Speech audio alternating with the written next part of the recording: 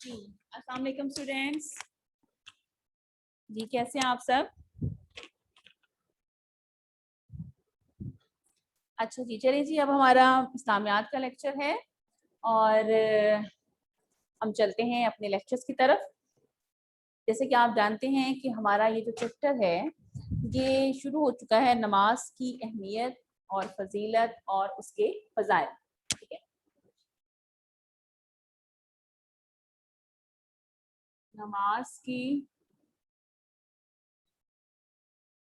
फजीलत, अहमियत और फराइज। ठीक है, ये जी हमारा सवाल है।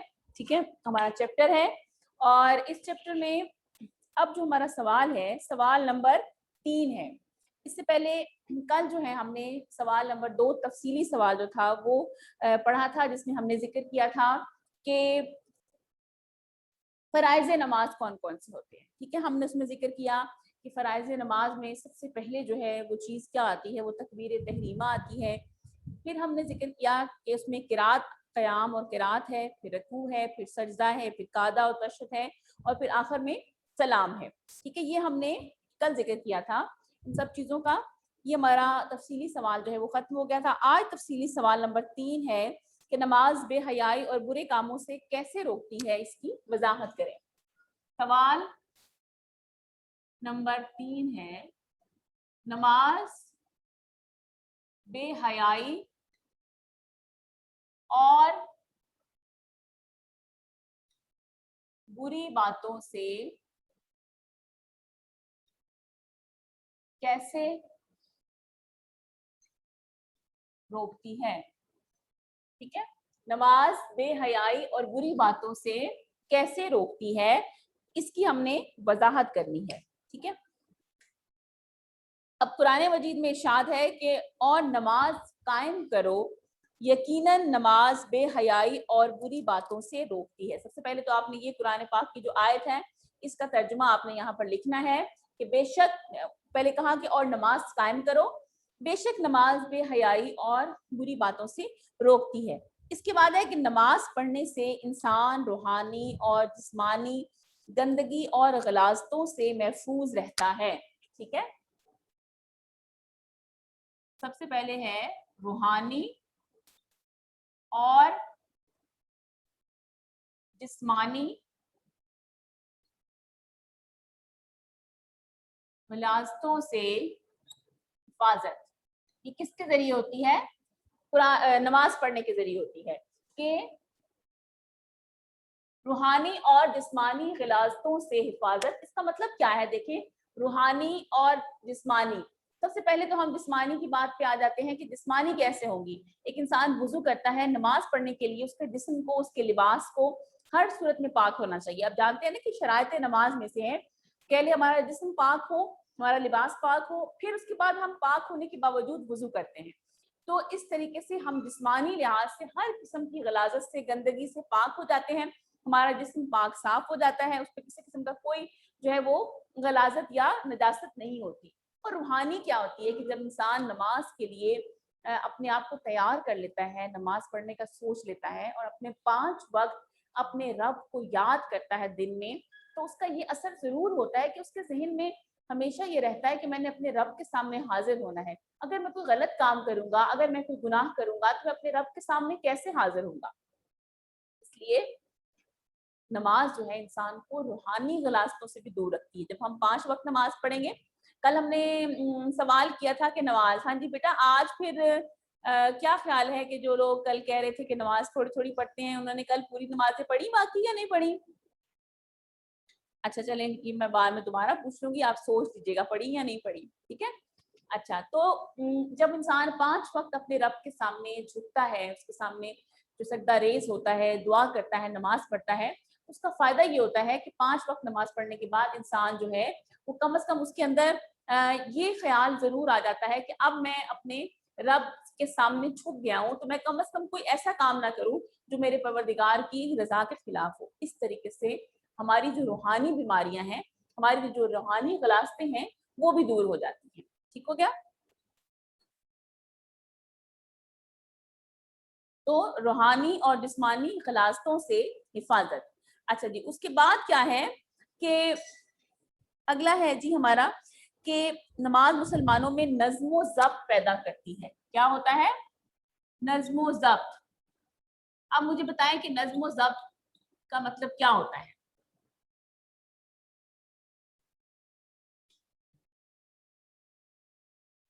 हाँ जी, नज़्म व ज़ब्त कैसे पैदा करती है? नज़्म व ज़ब्त का मतलब होता है कि इंसान हर काम अपने वक्त पर तरीके से सलीके से करता है।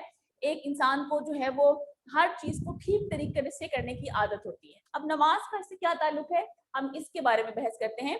देखिए, नमाज जो है वो हम जब 5 वक्त नमाज पढ़ते हैं तो नमाज का एक वक्त मखसूस है। हमें पता है हमने उसी वक्त नमाज पढ़नी है। अब ये नहीं कि अब हम रात को उठे हैं, बैठे हैं, हम कहते हो फजर की नमाज पढ़ लें, या हम सुबह सुबह उठे हैं तो हम कहते हैं चलो हमने फजर की पढ़ी, अब इशा की भी पढ़ लेते हैं। ऐसा नहीं है। अल्लाह ताला ने जो है वो वक्त मखसूस कर दिए, मुकर्रर कर दिए कि इस वक्त पे नमाज पढ़नी। और फिर ये भी नहीं कि हम अपनी मर्जी से जिसका दिल चाहे वो 2 रकात पढ़े, जिसका दिल चाहे खड़ा हो जाए, जिसका दिल चाहे बैठ जाए, लेट जाए, ऐसा नहीं है। नमाज पढ़ने के लिए मखसूस तरीका बता दिया गया कि आपने इतनी रकात इतने इस वक्त पढ़नी है, इस तरीके से पढ़नी है, उसमें क्या क्या जिक्र पढ़ना है। ठीक है, ये सब चीजें जो हैं सिखाती हैं कि नज़्म व ज़ब्त किसको कहते हैं। ये है नज़्म व ज़ब्त का नाम। जब इंसान नमाज पढ़ता है तो उसके अंदर नज़्म व ज़ब्त पैदा हो जाता है। जब वो 5 वक्त सोचता है ना कि मैंने अभी सुबह उठना है, मैंने नमाज पढ़नी है, फिर ज़ोहर की पढ़नी है, असर की, अपने अपने औकात में जब वो नमाजें अदा करता है तो उसके अंदर जो है वो इस वजह से बहुत हद तक जो है वो जो डिसिप्लिन जिसे आप कहते हैं नज़्म व ज़ब्त पैदा हो जाता है। फिर इंसान वक्त पर अपनी नमाज अदा करने की कोशिश करता है। वो कोशिश करता है कि अपनी नमाज को सही तरीके से अदा करें। ठीक है, दूसरी चीज जो होती है हमारी नज़्म व ज़ब्त। और उसके बाद तीसरी क्या चीज है जो कि नमाज से हमें उसका फायदा होता है, जो हमें पहुंचता है, वो है मुसलमान एक इमाम के पीछे नमाज पढ़ने का दर्स देती है। अब एक इमाम के पीछे नमाज पढ़ने का मतलब क्या होता है? इत्तेहाद। इत्तेहाद। देखिए, जब लोग बाजमात नमाज पढ़ते हैं, खासतौर पे मर्द हजरात, अब आप देखिए कि बाजमात नमाज पढ़ने से क्या होता है कि सारे लोग पीछे खड़े हैं, आगे एक इमाम है जो जमात करवा रहा है, जैसे वो पढ़ रहा है बिल्कुल आप वैसे पढ़ रहे हैं।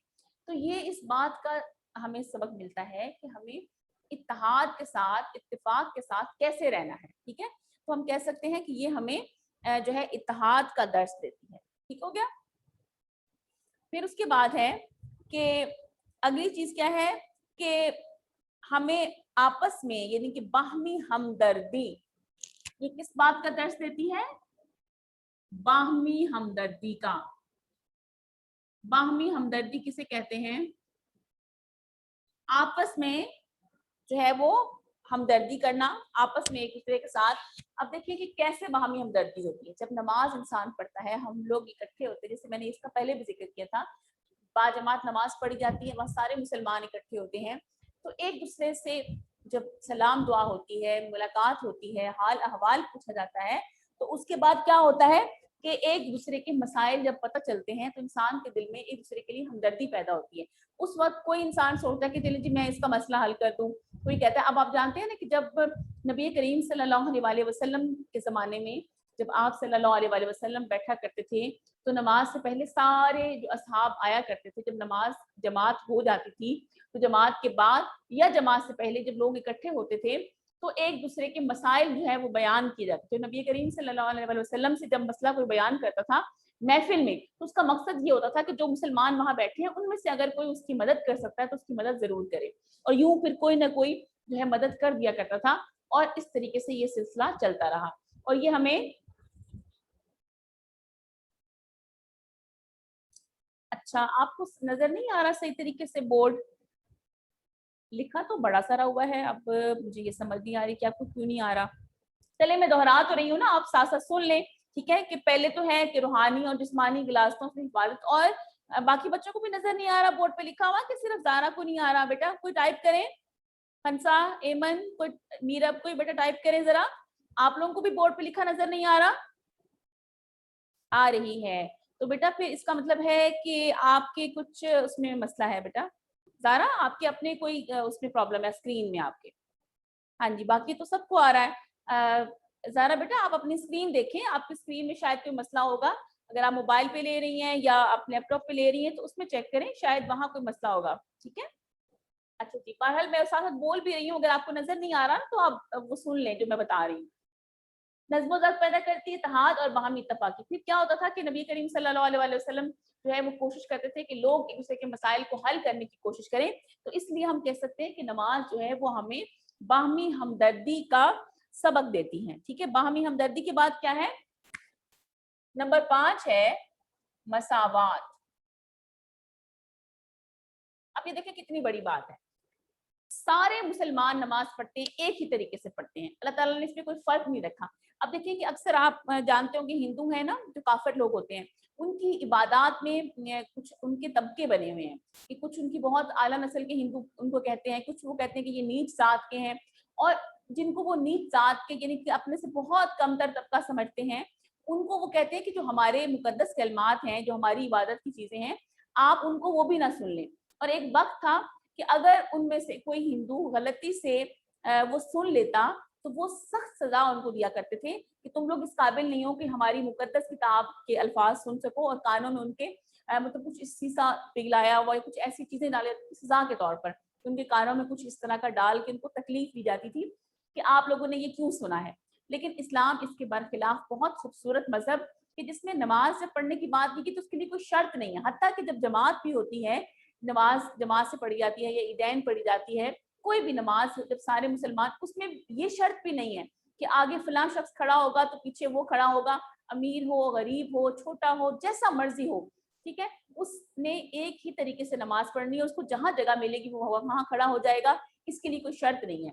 तो ये हमें मसावात का दर्स देती है कि सब लोग बराबर हैं, सिर्फ अल्लाह के नज़दीक जो है वो मोहतरम और मकबूल और अजीज वो है जो सबसे ज्यादा मुत्तकी होता है, परहेजगार होता है। हम दुनिया में हम लोग बेशक किसी को पैसों के लिए ज्यादा अहमियत दे देते हैं, ये जो पैसे वाला नहीं होता उसको कम अहमियत देते हैं, लेकिन अल्लाह ताला के यहाँ इस तरह की कोई चीज नहीं है, क्योंकि उसने नमाज सबके लिए एक जैसी रख के ये साबित कर दिया कि अल्लाह के नजदीक सब लोग बराबर हैं, ठीक है। उसके बाद है अखुवत। अखुवत और भाईचारा, इसे इसका मतलब क्या होता है?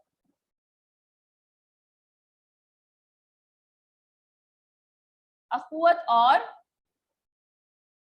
भाईचारा, अखुवत और भाईचारे का मतलब होता है एक दूसरे के साथ दूसरे को भाई भाई समझना, कि अल्लाह ताला ने कहा कि मुसलमान सारे जो हैं वो आपस में भाई भाई हैं, ठीक है। और जब लोग हिजरत मदीना जब हुई थी, लोग मुसलमान मक्का से हिजरत करके मदीना आए थे, तो तब नबी करीम सल्लल्लाहु अलैहि वसल्लम ने एक एक जो वहाँ रहने वाले जो लोग थे जिनको अंसार कहते थे, और जो लोग हिजरत करके आए थे उनको मुहाजिरीन कहा जाता है, उनको आपस में भाई भाई बना दिया। ये बताया कि कोई आपका खून का रिश्ता नहीं है, लेकिन एक मुसलमान जहां कहीं भी होगा वो जो है क्या होगा, आपस में एक दूसरे के भाई भाई होंगे। और यही नमाज हमें इस बात का दर्श देती है, क्योंकि देखें कि जब सब लोग एक जैसा पढ़ते हैं, घर में आप देखते हैं ना कि बहन भाई होते हैं, तो जितने बहन भाई होते हैं जब एक चीज आती है तो सबके लिए आती है। जब माँ बाप खाना देते हैं किसी के लिए तो सबको देते हैं, कपड़े लाते हैं तो फिर सबके लिए लाते हैं, ऐसा नहीं होता कि किसी एक को दे दे, एक को कहें कि तुम्हारे लिए तो है ही नहीं। कोई किसी कंडीशन की बात नहीं करी, वैसे एक जनरल बात करी, उसमें ऐसा ही होता है।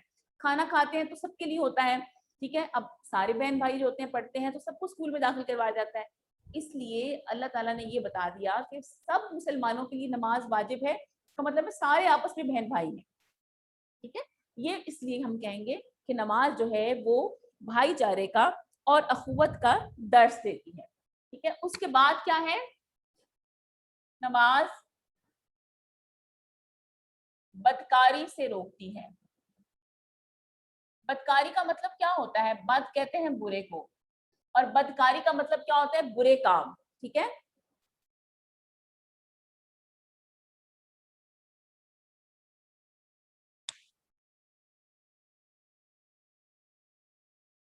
अच्छा, आप बेटा अगर अरबी लिखना चाहते हैं तो लिख लें, नहीं लिखना चाहते तो कोई मसला नहीं है, ठीक है। अगर आपको याद नहीं होती तो फिर आप सिर्फ तर्जुमा याद कर लें, अब लिख लिया तो वो तो बहुत अच्छी बात है, लेकिन जब आपने इसको सबक को जबानी याद करना है, अगर आपको लगता है कि अरबी याद करना मुश्किल है क्योंकि आपसे अरबी नहीं पूछी जाती सिर्फ, फिर आप लेकिन उसको तर्जुमा लिखेंगे ना, उसको बिल्कुल एग्जैक्ट आप लिखेंगे, ترجمے کی ہیڈنگ دے کر, اور اس میں آپ کوئی الفاظ کا رد و بدل نہیں کریں گے, آگے پیچھے نہیں کریں گے, جیسا لکھا ہوتا ہے اس کو بالکل ویسا ہی لکھ دیں گے. ٹھیک ہے بیٹا, صحیح ہے, سمجھ آ گئی نا, کوئی مسئلہ نہیں. اگر آپ نے لکھ لیا کاپی میں تو اچھی بات ہے, اگر آپ عربی یاد بھی کر لیں اور لکھ لیں تو بہت اچھا ہے, اس سے زیادہ اچھا آپ کا جو ہے سوال لگتا ہے. لیکن اگر آپ نہیں کر سکتے تو کم از کم ترجمہ کرنا ضروری ہے. ٹھیک ہے, اچھا جی. اس کے بعد ہے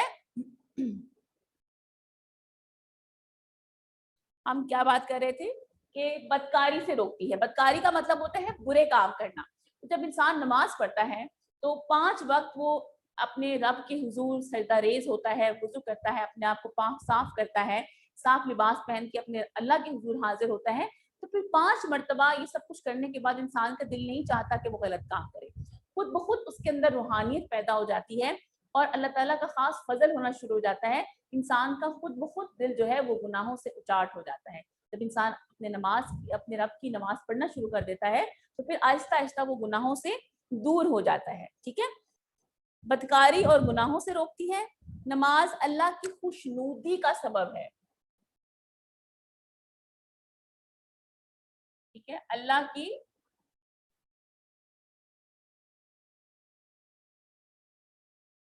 اب آپ اس سوال کو,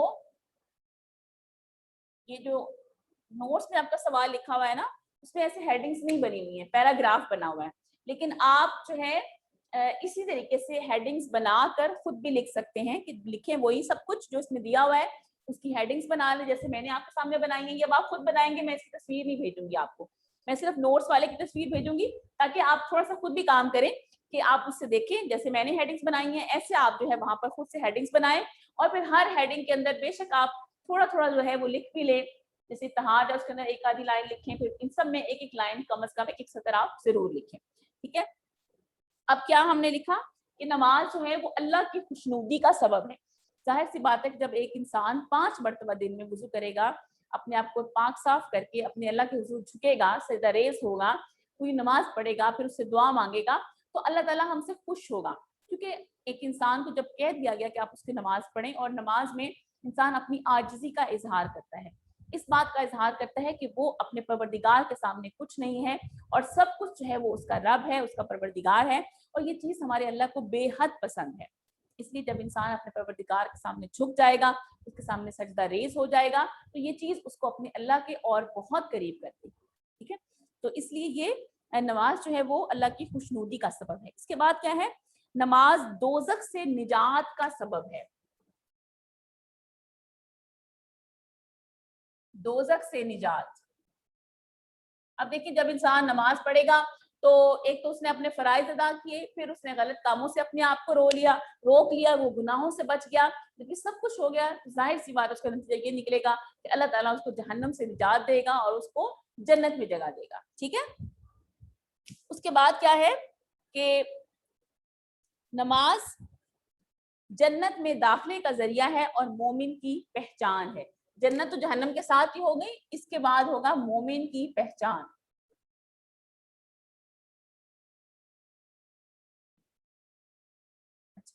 اب دیکھیں کہ بیٹا کوئی بات نہیں, بک نہیں ہے تو کوئی مسئلہ نہیں ہے, میں آپ کو جو نوٹس میں آپ کے سوال جو آپ کا جواب بنا ہوا ہے سوال کا, اس کی تصویر تو میں آپ کو روز بھیج دیتی ہوں نا, آج بھی آ جائے گی, اس سے دیکھ کے آپ نے اس میں سے آپ نے ہیڈنگز بنا لیں گی. ٹھیک ہے, میں وہ والا بھیجوں گی جو نوٹس میں لکھا ہوا ہے آپ کا جواب, آپ اس میں صرف پیراگراف دیا ہوا ہے, آپ اس پیراگراف سے جیسے میں نے ہیڈنگز بنائی ہیں ایسے ہیڈنگز بنا کر پھر لکھیں گے. ٹھیک ہے, اس کے لیے کوئی ضروری نہیں ہے کہ آپ کے پاس بک ہو, میں آپ کو بھیج دوں گی تصویر پہلے کی طرح. ٹھیک ہے, تو اچھا ہم بات کر رہے تھے مومن کی پہچان. تو مومن کی پہچان کیا ہے کہ جب انسان نماز پڑھتا ہے تو یہ مومن کی پہچان ہوتی ہے. کوئی انسان جب تک نماز ادا نہ کر لے وہ مومن نہیں بن سکتا, اللہ تعالیٰ اس کے اعمال قبول نہیں کرتا.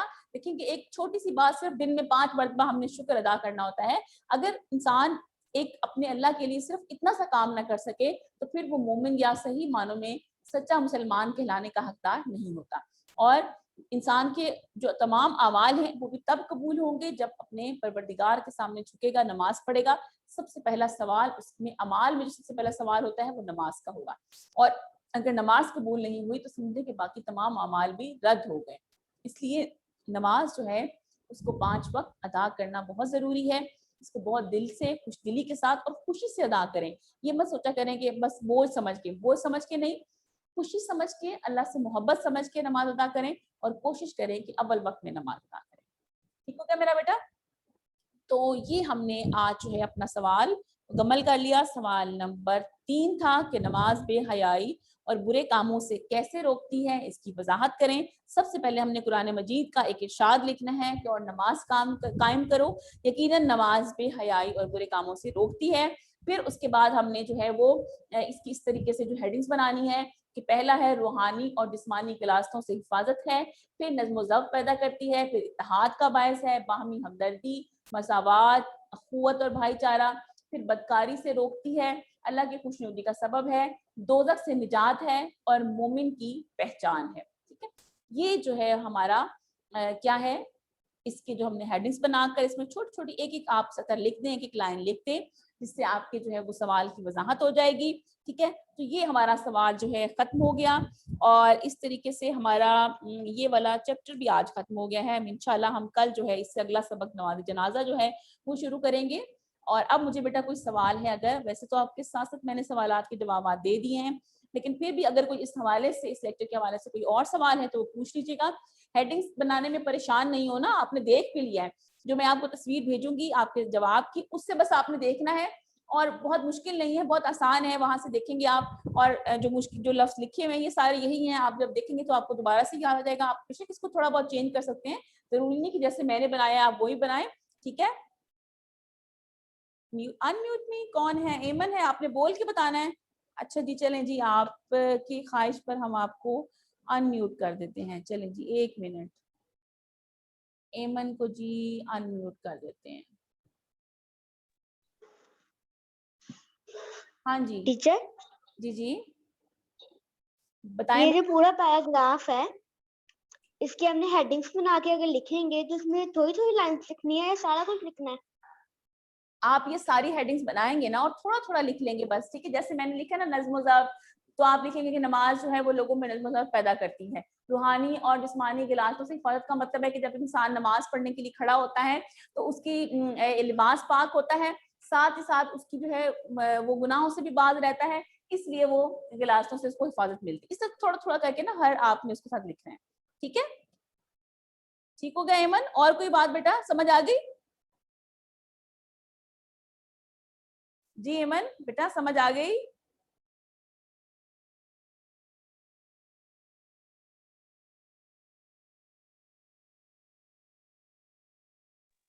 یس ٹیچر. جی آگے سمجھ, اور تو نہیں کچھ پوچھنا؟ نو. ٹھیک ہو گیا میرا بیٹا. اور بیٹا کسی کو سوال پوچھنا ہے تو مجھے بتا دیں. ٹھیک ہے, چلیں ٹھیک ہو گیا. چلیں جی, ہمارے لیکچر کا وقت ختم ہو گیا. اب آپ کو میں نے دوبارہ سے دوہرا بھی دیا انشاءاللہ, اور تھوڑی دیر کے بعد میں آپ کو تصویر بھیج دوں گی انشاءاللہ. ٹھیک ہے, اور آپ نے اس سوال کو صرف یاد کرنا ہے, لکھنے کی ضرورت نہیں ہے. ٹھیک ہے, اور بلکہ میرا خیال ہے کہ آپ, کیونکہ یہ میں نے آپ کو یہ ہیڈنگز بنا کے دی ہیں, تو آپ اس سوال کو لکھ بھی لیں. ٹھیک ہے, رائٹ بھی کر لیں. ٹھیک ہو گیا, چلیں ٹھیک ہے میرا بیٹا, اپنا خیال رکھیے گا. اللہ حافظ.